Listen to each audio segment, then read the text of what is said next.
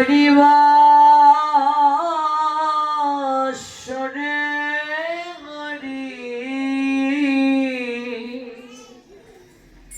কীর্তন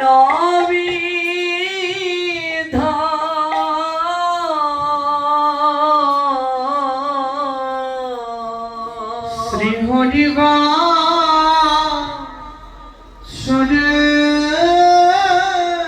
হরি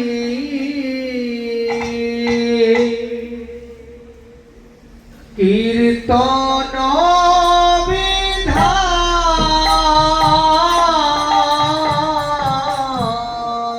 অগণৃত্যয়ের বিলাপ প্রভু জগতের প্রাণ অগণৃত্যয়ের বিলাপ প্রভু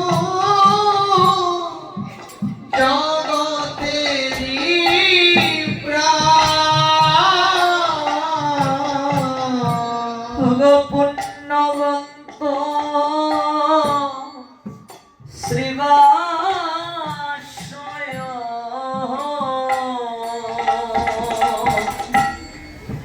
গণেশ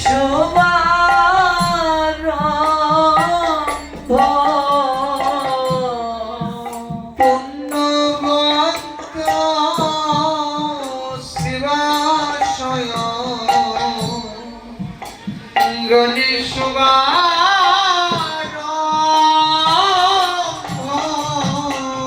সবাই উঠিল কীর্তন ধ্বনি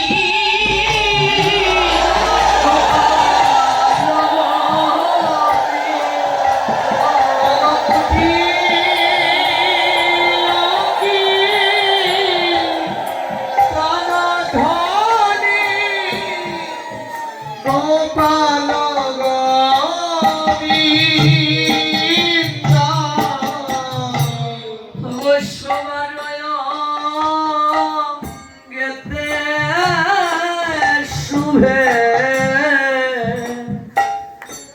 শ্রীচন্দন মালা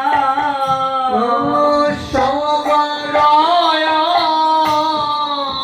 গেতে শুভে শ্রীচন্দন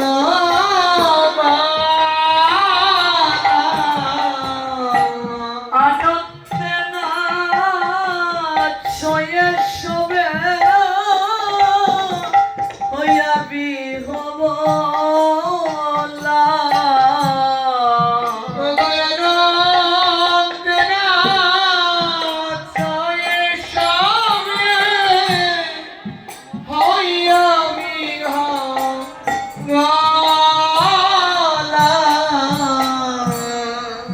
মৃদঙ্গ মন্দিরা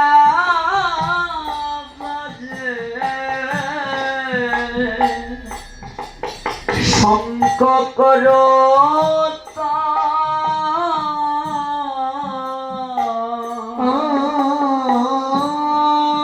মৃদঙ্গ মন্দিরা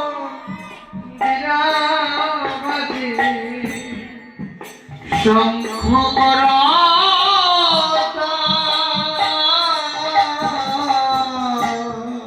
সংকীর্তন সঙ্গে সব হইল মিশাল সংকীর্তন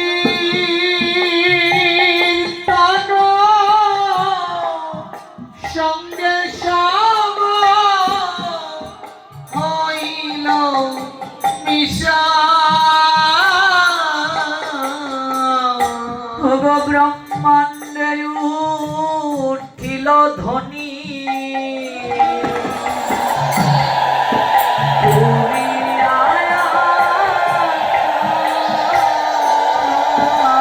ব্রহ্মাণ্ডে উঠিল ধ্বনি পুরিয়া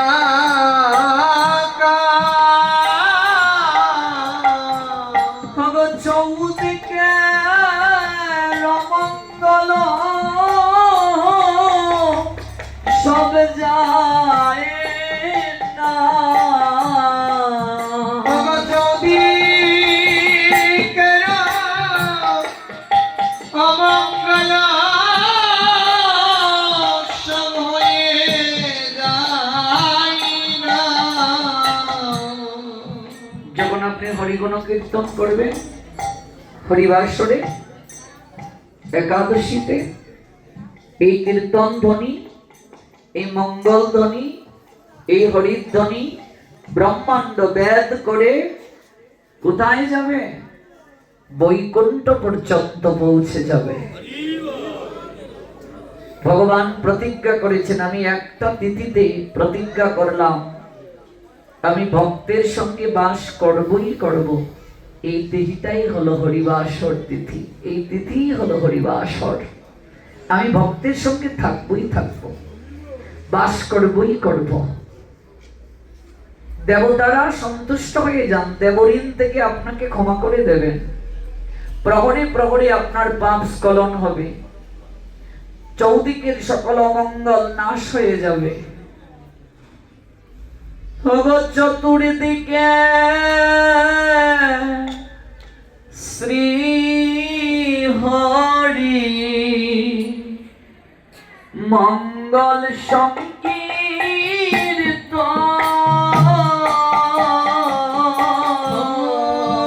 চতুর্দিকে শ্রী হরি মঙ্গল সংকীর্তন,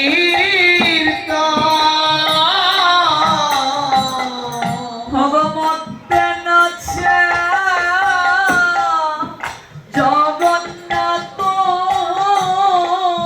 বিশ্বের নন্দ। মধ্যে নাচে জগন্নাথ মিশ্রের নন্দ।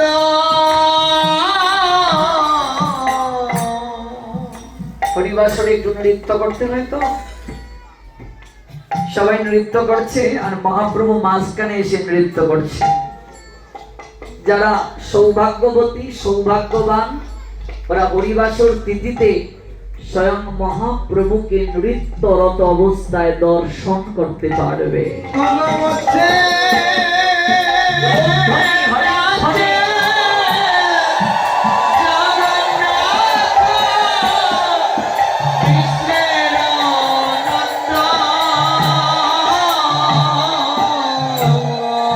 হরি মহাপ্রভু নাচে গো,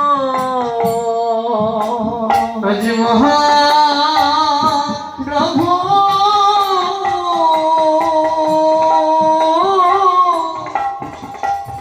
নাচ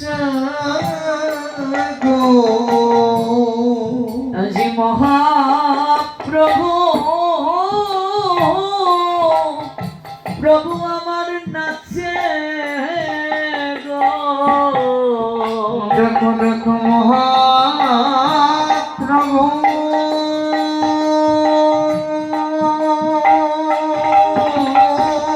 হরি বল হরি বল হরি বল। প্রভু আমার মধ্যে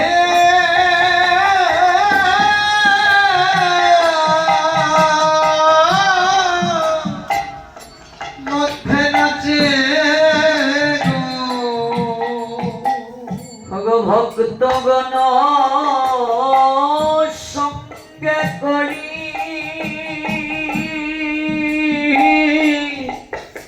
নাচে আমার গহুর হরি। আমি ভক্তগণ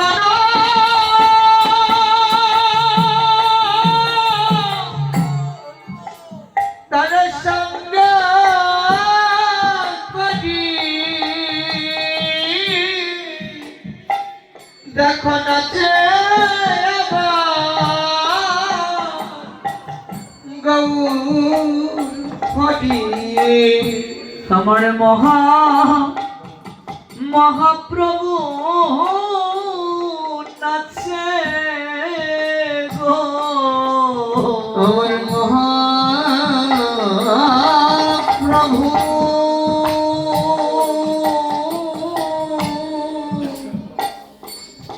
প্রভু নাচে নাচে গো।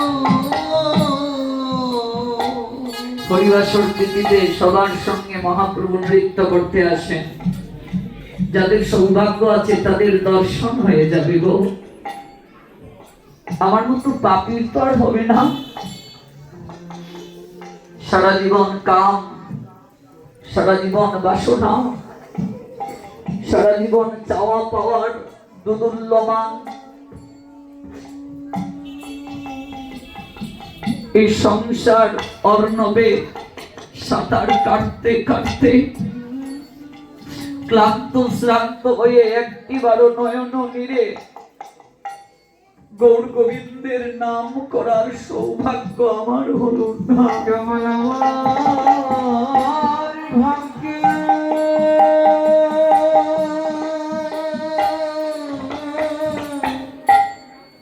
আমার ভালো না গো।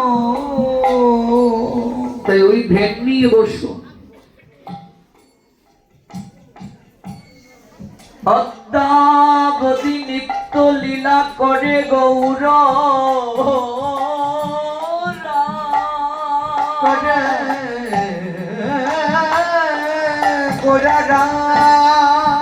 কোনো কোনো ভাগ্যবানে দেখি দেখি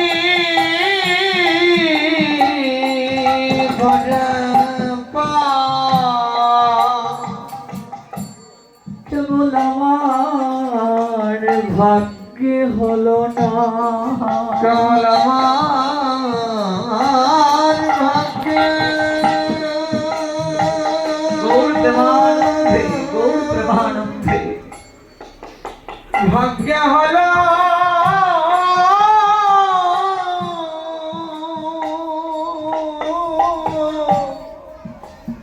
হলো না গো।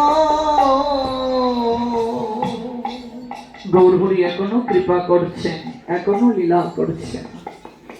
সবার ভাগ্যে হয় না দর্শন রে মা, সবার ভাগ্যে হয় না। বহু জন্মের সৌভাগ্য না থাকলে হয় না। বহু জন্মের সৌভাগ্যের অধিকারী যারা তাদেরই কেবল হয় এই দর্শন। মধ্যে নাচেন জগন্নাথ মিশ্রের নন্দন, গৌর সুন্দর নৃত্য করছেন। আর কত মা, জীবন তো চলে গেল রে। আজ তো গৌর গোবিন্দ রসে স্নাত হতে পারলাম না। আজ তো অবৈতকী প্রেমরস আস্বাদন হলো না। কবে হবে? মহাজন কাঁদছেন আর বলছেন, গেল দিন, গেল দিন। দেখো থাকিতে সবল হরে কৃষ্ণ বল, অঙ্গ অবশ্যই লইতে পারবে না। যতকু ভাবনা ছাড়ো অন্য কাম, দিবানিশি মুখে বলো হরি নাম। হো গেল দিন,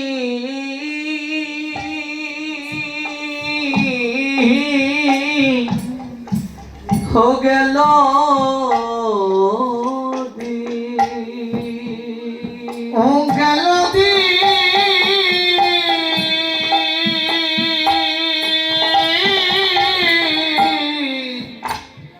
গেল গনার হো গেল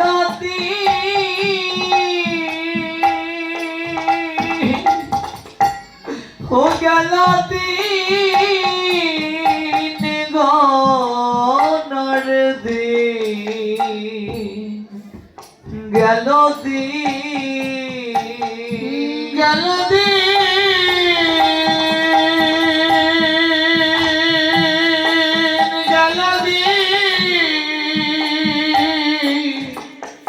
গণার দিন,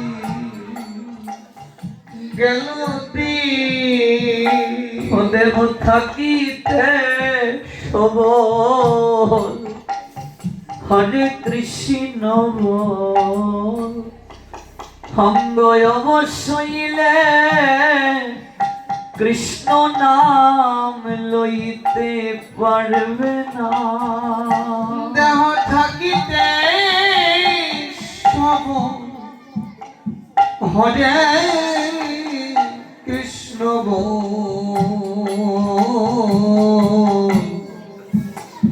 অঙ্গ অবশ্যইলে নাম লইতে পারবে না। ও গেল দিন, হরি বল। গেল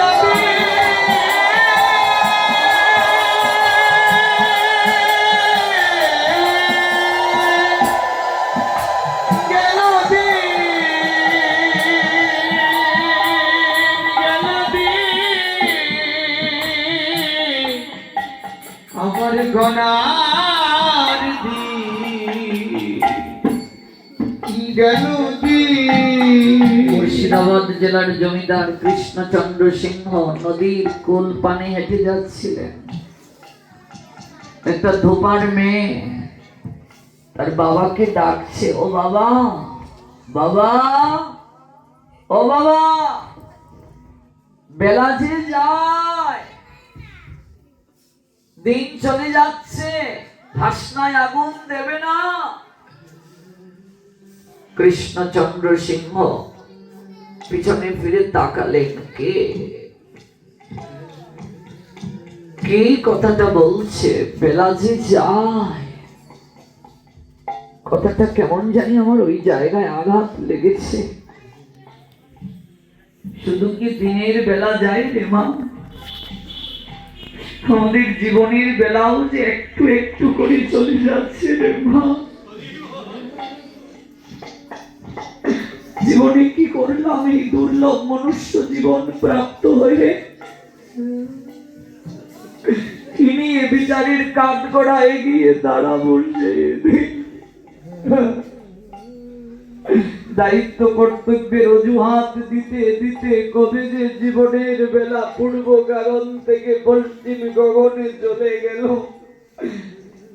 একটিবারও উপলব্ধি করতে পারলাম না। মুর্শিদাবাদ জেলার জমিদার কৃষ্ণচন্দ্র সিংহকে ওকে জানি বলছে, কৃষ্ণচন্দ্র, ও কৃষ্ণচন্দ্র, তোমারও যে জীবনের বেলা চলে গেল, আজও মায়ার বাসনায় আগুন দিতে পারলেন না। পদকর্তা তাই বললেন, গেল দিন, গেল দিন, গনার দিন, গেল দিন,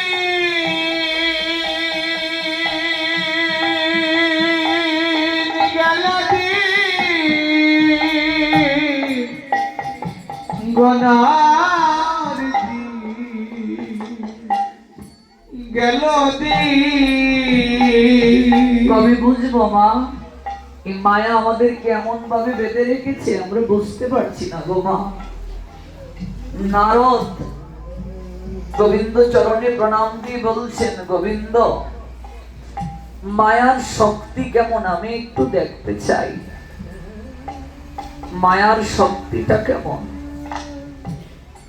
নারদকে মায়া শঙ্কর নামক এক ব্যক্তির গৃহে যাওয়ার জন্য ভগবান আদেশ করলেন। নারদ হরিনাম করতে করতে ওই গৃহে গেলেন। মায়া শঙ্কর তখন তার বাচ্চাটাকে নিয়ে খেলা করছে। সাধুকে দেখলো, প্রণামও দিল না। নারদ বলছেন, আমি বৃন্দাবন থেকে এসেছি, ছদ্মবেশ ধারণ করে তো গেলেন, তোমার নাম মায়া শঙ্কর? আর কত সংসারের দায়িত্ব পালন করবে, গাদার মতো খাটবে? চলো তোমায় একটু ব্রজ পরিক্রমা করিয়ে দেব আমি। মায়া শঙ্কর বলে উঠল, এখন তো আমার সময় নেই, ওই আমার ছেলেটা ছোট, খেলা করছে আমার সাথে, মেয়েটার বিয়ে হয়নি, দায়িত্ব শেষ হোক তারপর যাব।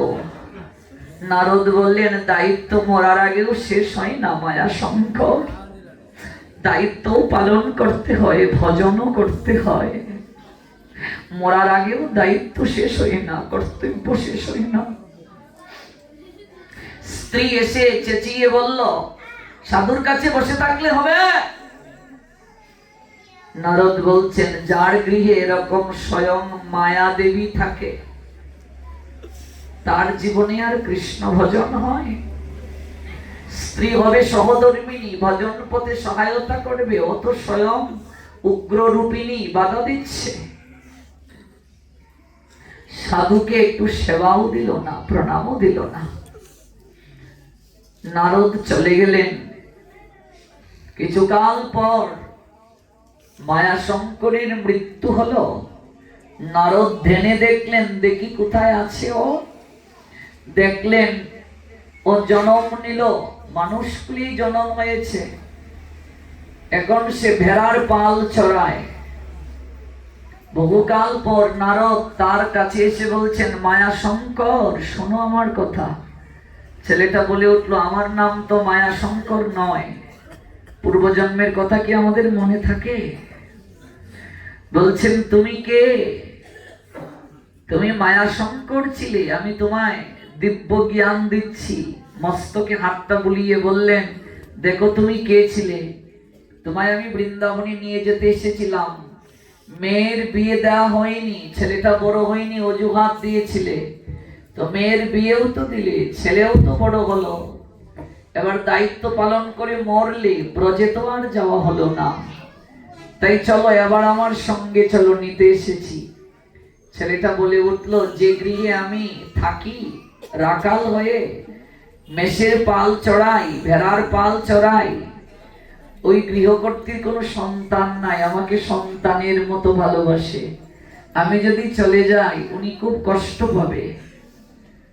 বলছে, এখনো সময় হয় নাই তোমার? বেলা যে পড়ে এলো, বেলা যে নাই, গণার দিন যে ফুরিয়ে যাচ্ছে। আচ্ছা আমি যাই।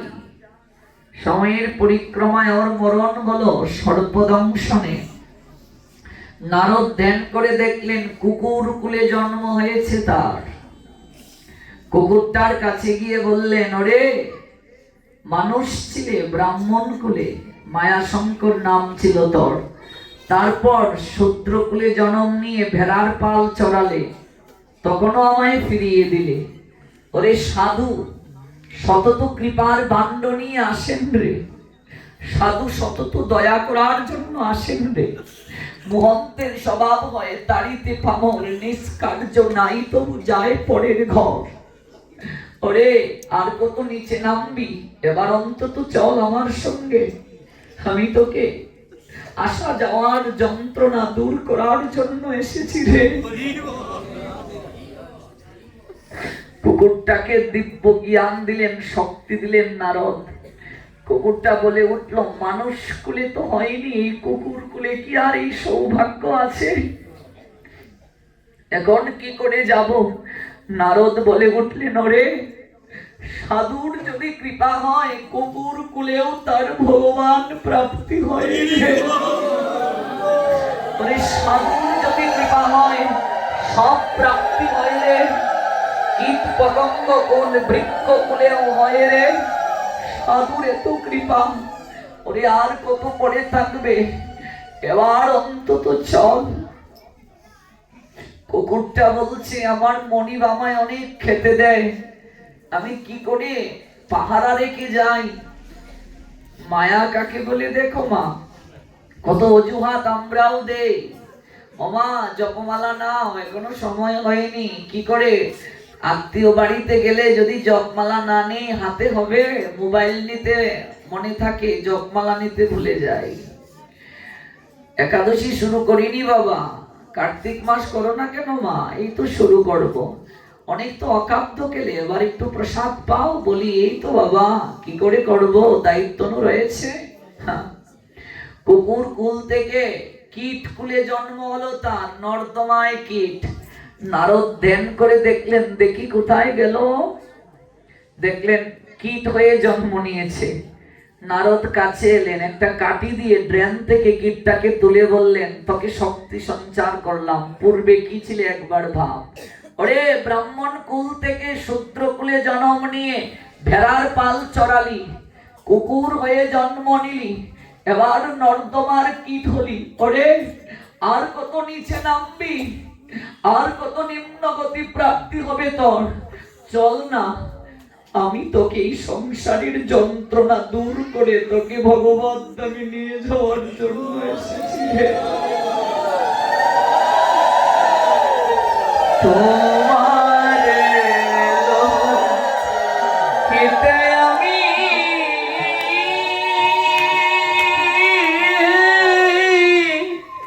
হইনু অবতার।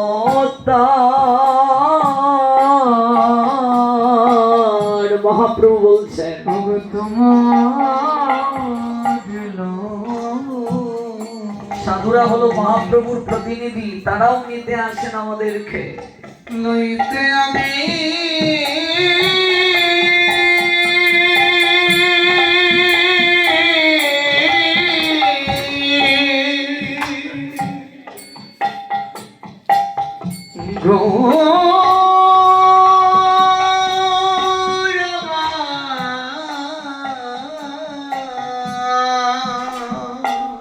গৌর প্রেমানন্দে প্রাণ গোরাহে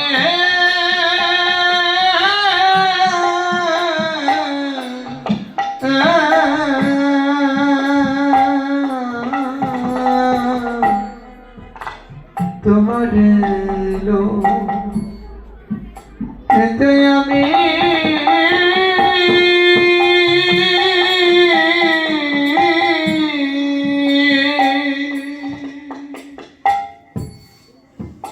হইনু অবতার।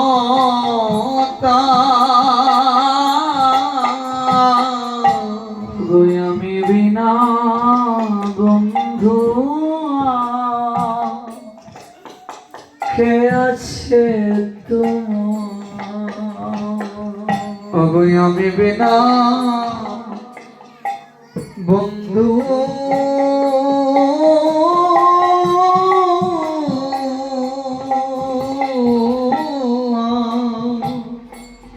ওগো কে আছে তোমার। আমি বিনা বন্ধু আর কে আছে তোমার। ওগো আমি বিনা বন্ধু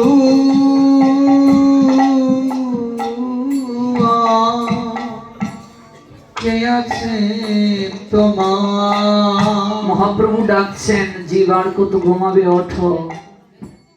মহাপ্রভু এলেন ভক্ত বা অঙ্গীকার করে নেওয়ার জন্য। সাধুরা ভগবানের প্রতিনিধি, তারাও আসেন দাঁড়ে দাঁড়ে আমাদেরকে উদ্ধারের পথ দেখানোর জন্য। নারদ বললেন, আর কত পরে থাকবে রে, তোকে যে নিতে এসেছি। কীটটা বলে উঠলো, আমার কষ্ট হচ্ছে এই কাটিতে দেখে, আমি নর্দমার জলে ভালো ছিলাম, আমাকে ওইখানেই রেখে দাও। এই বিষয় বিষটা খুব সংসার আমাদের কাছে এত ভালো লাগে, আমরা উপলব্ধি করতে পারি না যন্ত্রণা, বুঝতে পারি না কবে দুর্গতি দূর হবে রে মা, কবে যন্ত্রণার অবসান হবে। এই জন্যই তো সাধু সঙ্গ, প্রার্থনা, নয়ন জলে ডাকা, এই জন্যই হরিবাসর পালন। হরিবাসরী গৌর হরি স্বয়ং আসেন কৃপা করার জন্য, নৃত্য করেন। যার নামে মহাদেব নাচেন, নাচতে নাচতে মহাদেবের বসন পড়ে যায়। যার রসে মহাদেব নাচেন, আজকে সেই ভগবান নৃত্য করছেন। বৃন্দাবন দাস বললেন, যার নামানন্দে শিব বসন না জানে। ওগো যার নামা নন্দে শিব। এই কীর্তনটা শ্রবণ করে যান, গেয়ে যান, এটা হরিবাসরী গাইতে হয়, তাহলে হরিবাসরীর পূর্ণ কৃপা পাওয়া যায়। বসন না জানে। ওগো যার রসে নাচে শিব, আজি সে নাচে আপনে। ওগো যার রসে নাচে শিব, সে নাচে আপনে। ওগো যার নামে বাল্মীকি হইল তপু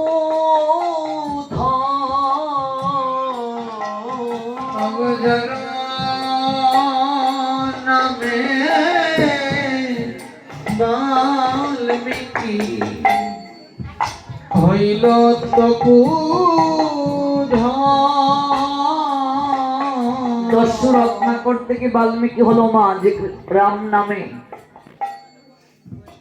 ওই দেবর্ষি নারদ আর ব্রহ্মা বলেছিলেন, ওরে দস্যু, সারা জীবন যে এত মানুষ হত্যা করছিস, ধন সম্পদ লুণ্ঠন করে নিচ্ছিস, তোর পাপের ভাগটা নেবে কে? তোর শাস্তি তোকেই পেতে হবে। জগতে কত লোক অসৎ পন্থায় টাকা উপার্জন করে, সংসারের প্রতিপালন করে, অর্থ সঞ্চয় করে, ওই অর্থ সে জীবনে ভোগ করে যেতে পারবে কিনা নিশ্চয়তা নাই। কিন্তু এই অর্থ সঞ্চয় করতে গিয়ে যে সে পাপ করেছিল, এর শাস্তি তাকে নিশ্চয়ই পেতে হবে। রত্নাকর বলেছিল, পাপ পুণ্য বুঝি না, তা দিয়ে আমি সংসার চালাই। সংসারে মা আছে, বাবা আছে, স্ত্রী আছে। পাপ করলে সবাই সমান ভাগে ভাগ করে নেব। কিন্তু কেউ কি পাপের ভাগ নিয়েছিল? কেউ নেয় নাই। সংসারে কারো পাপ কেউ নেয় না রে মা, কারো পুণ্য নেয় না। চ্যবনমুনি রত্নাকরের বাবা বলেছিলেন, পুত্র, আমি তোমার পাপের ভাগ কি করে নেব? পাপের ভাগ কি আর কেউ নিতে পারে? মা বলেছিলেন, 10 মাস 10 দিন গর্ভে রেখেছি বাবা, পাপের ভাগ নেওয়ার পদ্ধতি থাকলে আমি নিতাম। কিন্তু জগতে মানুষ একা আসে বাবা, একা যায়, কেউ কারো পাপ নেয় না, পুণ্য নেয় না। স্ত্রী বলল, দুবেলা দুমুঠো খাওয়াতে পারো না, বিয়ে করেছিলে কেন? পায়ের নিচ থেকে মাটিটা সরে গিয়েছিল রত্নাকরের। কাঁদতে কাঁদতে বলেছিল, যাদেরকে এত আপনার করে গ্রহণ করলাম, যাদেরকে বরণ পোষণের জন্য পাপ করলাম, ওরা আমার আপনার নয়। আর যে সাধু আমার চেতনা জাগাতে আসলেন, তাদেরকে বট গাছের মাঝে বেঁধে রেখে এলাম, মূল্যায়ন করলাম না। রত্নাকর কাঁদতে কাঁদতে গিয়ে নারদ আর ব্রহ্মার চরণে পড়ে বললেন, আমায় কৃপা করে ক্ষমা করে দিন ব্রহ্মদেব। হে দেবর্ষি, আমি চিনতে পারিনি আপনাদেরকে, আপনারা ছদ্মবেশ ধারণ করে এসেছেন। গাছের মাঝে বেঁধে রেখে গেছি, ওরা কেউ আমার পাপের ভাগ নিতে চাইল না। এই জগৎ সংসারে আমি বড় পাপী, আমার শেষ গতিটা কি হবে? বসে বসে রাম নাম জপ করতে থাকো, নামেই মঙ্গল হবে। কিন্তু পাপে পাপে জিহ্বাটা আড়ষ্ট হয়ে গিয়েছিল, রাম বলতে পারিনি রত্নাকর। মরা মরা এসেছিল, ওই মরা মরা জপতে জপতে রাম এলো। ওই উইয়ের দিবি শরীরের মাঝে হয়ে গেল। এত তপস্যা করেছিল। ব্রহ্মা পরবর্তীতে ইন্দ্রকে আদেশ করে জল সিঞ্চন করলেন, ওই কঙ্কালের মাঝে মাংস পিণ্ডের সঞ্চার করলেন, প্রাণ সৃজন করলেন। ওই বল্লিকের স্তূপ থেকে রত্নাকরের নবজন্ম, তাই তার নাম হলো বাল্মীকি। বল্লিক মানে উইয়ের দেবী। বলছেন বৃন্দাবন দাস, যার নামে বাল্মীকি হইল তপোধন। বললেন যে রাম নামে হইলা পবিত্র, সেই গ্রন্থ রচকিয়া রামের চরিত। দস্যু রত্নাকর বাল্মীকি হয়ে রামায়ণ রচনা করলেন একমাত্র নামের দ্বারা। এই হরিবাসরের নাম যদি কেউ করে, তাহলে সে রত্নাকরের মতো যদি পাপীও হয়, তাহলেও তার পাপ স্খলন হয়ে সে প্রেম লাভ করবে।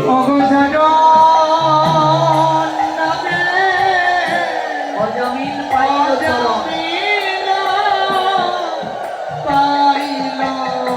চরণ, মহাপাপী অজামিল পুত্রের নাম নারায়ণ রেখে, ওই নারায়ণ ডেকে তার মুক্তি হয়েছিল। এত কৃপা এই কৃষ্ণ নাম, ভগবানের নাম, হরির নাম।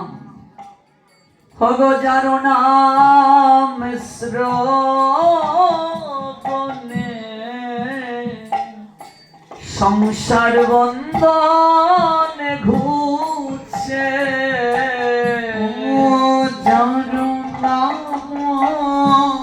সংসার বন্ধন নষ্ট হয়ে যাবে, আসতে হবে না আর সংসার মৃত্যু হবে। সংসার বন্ধন ঘুচে অবহেন প্রভু অবতরী কলি যুগে নাচে। অবহেন প্রভু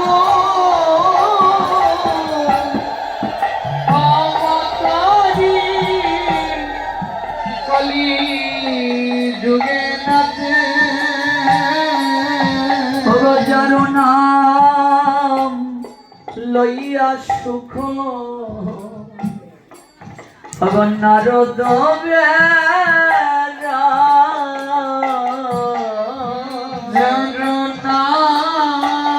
সুকার শাড়ি ওই নাম গায় আর নারদ সুখ এক জায়গা থেকে আরেক জায়গায় যান নারদ বেরা সহস্রব দনে প্রভু যার গুণগান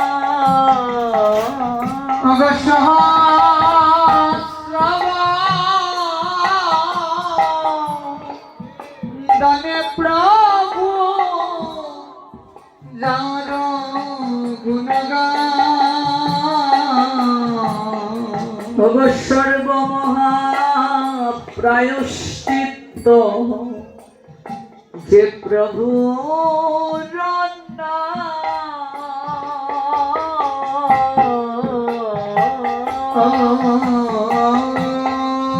সর্বমহা প্রায়শ্চিত্ত যে প্রভুর প্রায়শ্চিত্ত মানে চুল ফেলা নয় মা, একমাত্র কলিযুগে সর্বশ্রেষ্ঠ প্রায়শ্চিত্ত হরিনাম করা। সুবুদ্ধি রায়কে সমাজচ্যুত করেছিল গোমাংস জল খাইয়ে। সমকালীন ব্রাহ্মণ সমাজ তাকে বিধান দিয়েছিল তপ্ত ঘিকে প্রায়শ্চিত্ত করবে, তপ্ত ঘি খেলে তো মরেই যাবে। কাশীতে ব্রাহ্মণরাও তাই বলেছিল। একমাত্র মহাপ্রভু সুবুদ্ধি রায়কে বললেন হরিনামই প্রায়শ্চিত্ত, কাজে হরিনাম করো। হরিনামে সুবুদ্ধি রায় বৈষ্ণব হয়ে গেলেন। সুবুদ্ধি রায় কাজে সর্বশ্রেষ্ঠ প্রায়শ্চিত্ত হলো হরিনাম। এই সুবুদ্ধি রায় হরিনাম করে প্রায়শ্চিত্ত করলেন, বৃন্দাবনে চলে গেলেন মহাপ্রভু। তারপর সুবুদ্ধি রায়কে একদিন বললেন, সুবুদ্ধি রায় তুমি তো এই বাংলার নবাব ছিলে, হুসেন শাহ তোমাকে রাজসিংহাসন চ্যুত করে দখল করলো, সমাজচ্যুত হয়েছিলে তুমি, তুমি কি আবার তোমার হারানো সিংহাসন পেতে চাও, রাজত্ব পেতে চাও? সুবুদ্ধি রায় কেঁদে কেঁদে মহাপ্রভুর দুটো চরণ জড়িয়ে ধরে বলেছিল, প্রভু আমি চাই না, প্রভু গো এটা আমার জন্য আশীর্বাদ ছিল, যদি আমাকে সমাজচ্যুত না করা হতো তাহলে আজকে আমি এই কৃষ্ণ প্রেমধন লাভ করতে পারতাম না। আজকে যে প্রেম পেলাম, যে নাম পেলাম, মরার আগে যেন বদন থেকে এই নাম কোনোদিন আর না যায় প্রভু। এই প্রেম থেকে যেন বঞ্চিত না হই। সর্বমহা প্রায়শ্চিত্ত যে প্রভুর নাম, সেই মহাপ্রভু নাচয়ে দেখে যত ভাগ্যবান। প্রভু এই যে হরিবাসরে নাচছেন, তাকে যে দর্শন করবে সে ভাগ্যবান। নাচয়ে দেখো যে ভাগ্যবান।